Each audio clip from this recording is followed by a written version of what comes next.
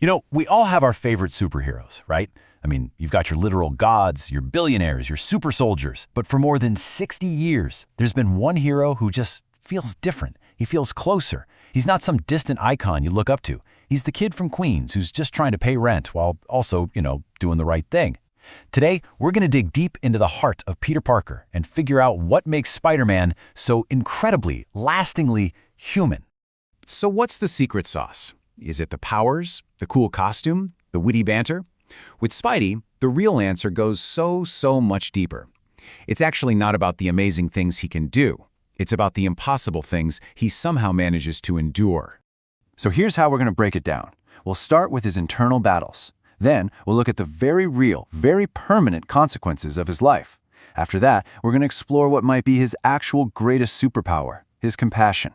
And finally, we'll see how it all clicks together to make him this symbol of hope that's just lasted. All right, first up, the struggle within. Because here's the thing about Spider-Man. His most important fights, they're not against Dr. Octopus or the Green Goblin. Nope. They're the ones that are fought right inside his own head, where what's really on the line is his own humanity. And the perfect place to see this is the original Black Suit Saga. Now, most of us just think of this as the origin of Venom, right? But the real story is so much more personal than that. This was never really about an evil alien monster corrupting a hero. This was about a tired, stressed-out guy on the verge of just losing himself to his own worst impulses. And this is the absolute key to understanding that story. The difference between dependency and possession. See, the symbiote wasn't some demon whispering evil things in his ear. It was an addiction. It didn't make him evil. It just made everything easier. He felt stronger. He wasn't exhausted anymore. He wasn't afraid. It felt good. And when he tried to take it off, classic withdrawal. He's fighting to get rid of it, not because it's some monster, but because the comfort it offers is a temptation that he knows will absolutely destroy him. This whole struggle just perfectly highlights his single most defining quality, endurance. It's not about winning every fight. It's about his ability to take an unbelievable amount of pressure and just keep pushing forward, even when every part of him is screaming to just give up. And there is no better example of this than in one of the most legendary moments in all of comics. Amazing Spider-Man number 33. Peter is trapped, literally buried under tons of machinery. The water's rising, and the cure that could save Aunt May is just inches out of reach. For pages, you just watch him give in to despair. He thinks it's the end.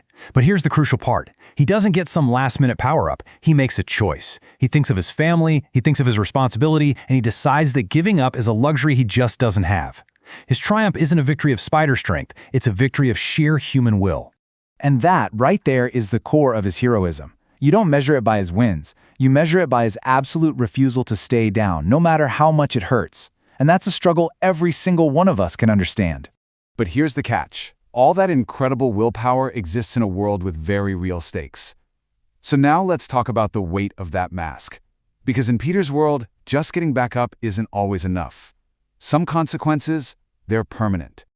For the longest time, superhero comics had this kind of unspoken reset button. No matter how bad things got, you just knew it would all be back to normal by the next issue. Well, that rule was absolutely shattered in Amazing Spider-Man 121. When the Green Goblin throws Gwen Stacy off that bridge, and Spider-Man's webline fails to save her, there's no reset button. There is just the horrifying, permanent reality of his failure.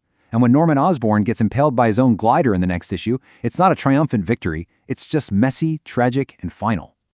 This was a harsh lesson, not just for Peter, but for the entire world of comics. Being a hero doesn't make you immune to tragedy, and trying your absolute best, it doesn't guarantee a happy ending. This didn't make Spider-Man a darker hero. It made him a more honest one.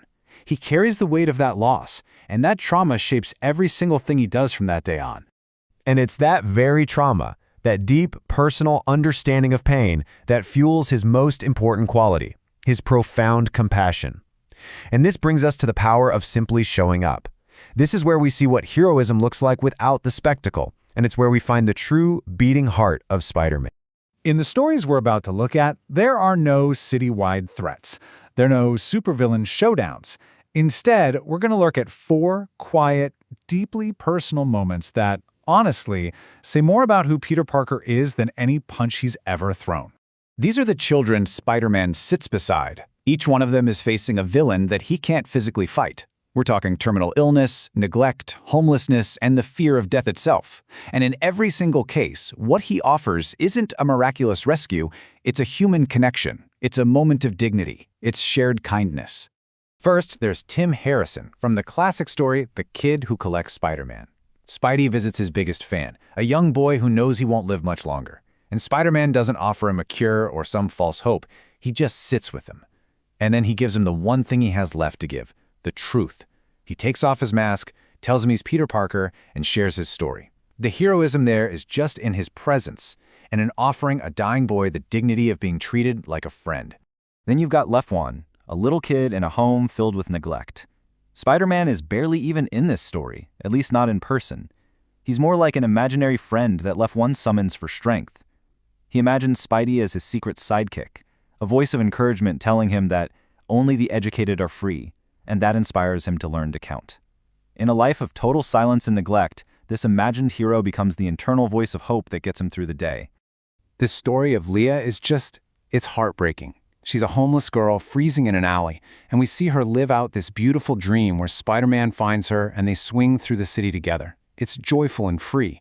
And then on the very last page, you get the devastating truth. It was all a dream, a final hallucination as she froze to death. He had found her, but he was too late.